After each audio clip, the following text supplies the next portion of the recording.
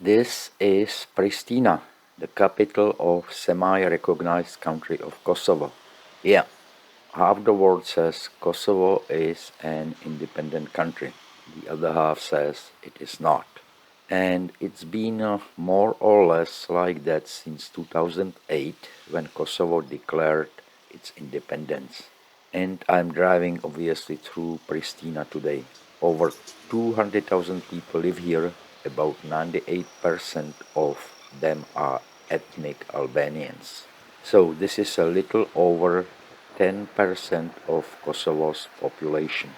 In Kosovo, Bill Clinton is considered an iconic figure and hero for his role in helping Kosovars survive and gain independence. And George W. Bush is also in high regard.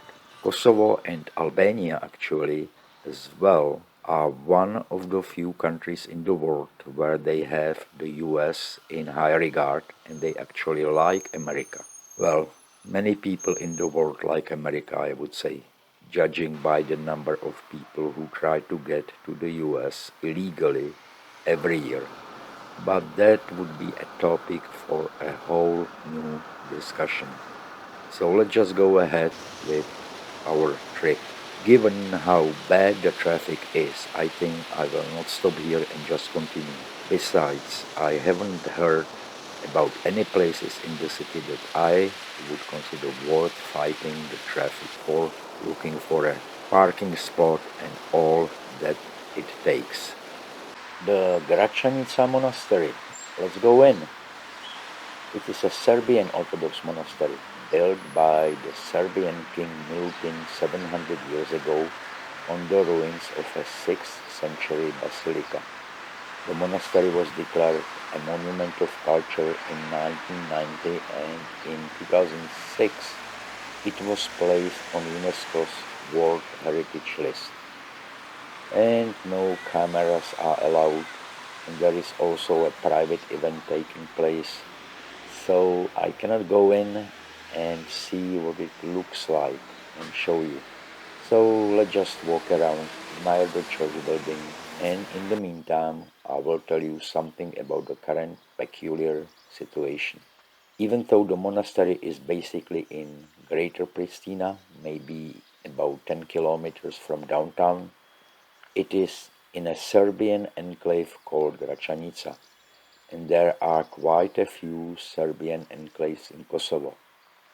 That's where Serbs form a majority. But what is an enclave? According to Webster, it is a distinct territorial, cultural or social unit enclosed within or as if within foreign territory. Interesting, isn't it? Wouldn't, for example, San Francisco qualify as an exclave? Uh, just kidding. Prior to the 1999 Kosovo War, there were many Serbs living in the territory of Kosovo. Many of them left in 1999 and some more left during the 2004 unrest when Serb community and Serbian cultural heritage were targeted, and as a result 35 churches were demolished, burned or severely damaged. Estimates of the number of Serbs displaced by this range from 65,000 to 250,000, and more than 1,000 Serbs were killed. But of course, Kosovo has its own valid grievances. After the war, a list was compiled which documented that over 13,500 people were killed or went missing during the 2-year conflict.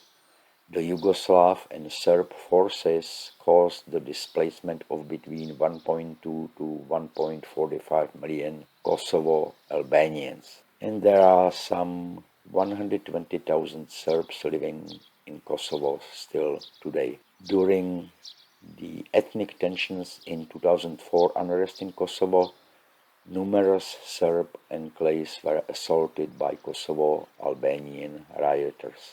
During my trip, I have not seen any visible signs of tensions, but of course it doesn't mean anything. I am just a guy passing through and I don't live here, so what do I know about daily lives of citizens of Kosovo?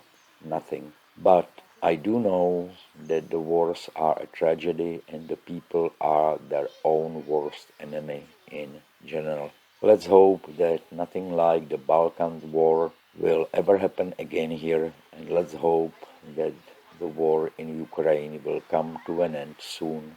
That's all I can say. Thank you for watching and take care. Be safe. Goodbye.